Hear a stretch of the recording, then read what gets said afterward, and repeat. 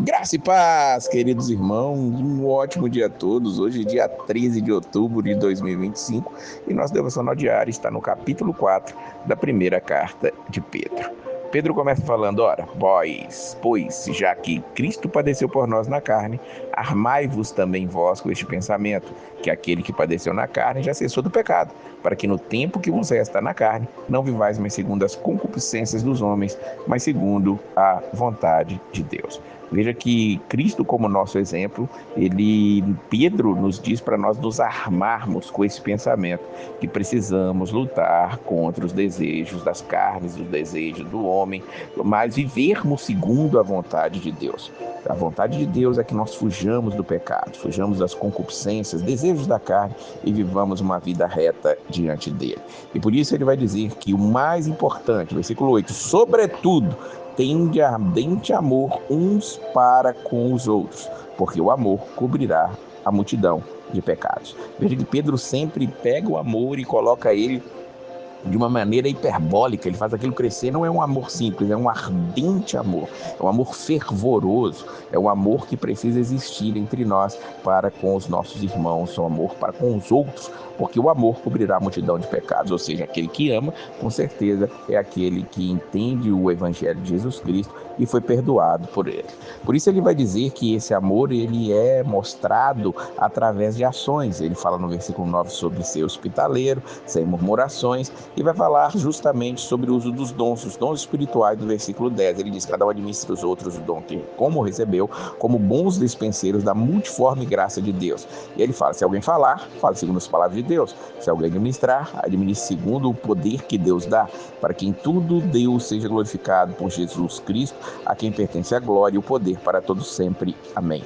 Veja que Pedro ele dá um resumo aqui dos dons espirituais. Ele fala sobre se alguém falar, os dons de fala, palavra de sabedoria, palavra de ciência, o dom de exortação, de encorajamento, o dom de profecia. Todos esses são dons, dom de línguas, de interpretação de línguas, todos são dons usados pela fala e precisa fazer segundo as palavras de Deus. E fala sobre administração, os dons de presidência, como vai falar o lugar, o dom de socorro, de misericórdia que precisa ser feito, administrado, levado adiante, segundo a vontade de Deus. Se administrar administre segundo o poder que Deus dá, ou seja, segundo o que Deus dá, segundo a palavra de Deus, nós temos que usar o dom para a glória de Deus, segundo a vontade dele, e tudo isso.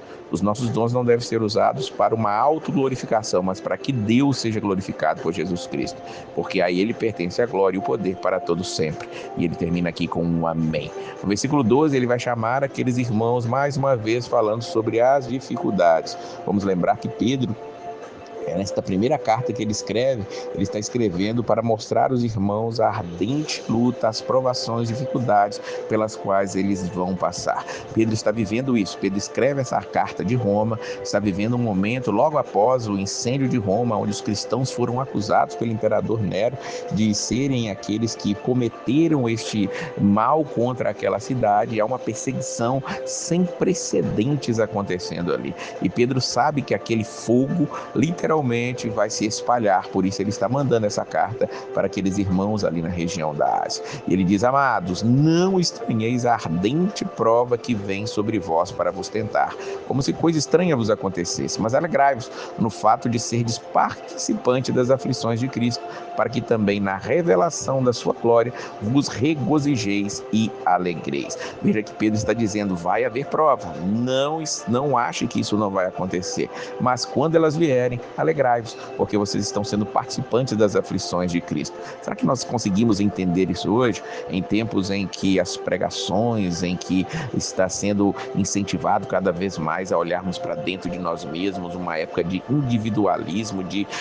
consumismo desenfreado? Será que nós temos visto que provas virão e nós estamos ficando alegres com essas provas? Porque nisso nós somos coparticipantes. Por isso Pedro está dizendo: regozijeis e alegreis. E ele vai dizer, não é que vocês têm que se alegrar quando vierem provas causadas por vocês mesmos. Olha o que ele diz no versículo 15, que nenhum de vós padeça como homicida, ladrão, malfeitor, ou como se intromete em negócios alheios. Mas, se padece como cristão, não se envergonhe, antes glorifique a Deus nessa parte. Aqui é uma das poucas vezes em que a palavra cristão aparece na Bíblia. Nós sabemos que os cristãos foram assim chamados pela primeira vez ali em Antioquia, com Paulo, Barnabé estando ali, mas agora Pedro usa essa palavra. Parece que no tempo que Pedro escreve já é uma palavra que se torna comum a palavra cristão, como nós somos hoje cristãos, aquele que serve o cristianismo. Ele está dizendo que aquele que está padecendo porque faz alguma coisa errada, é um malfeitor ou coisa parecida com essa,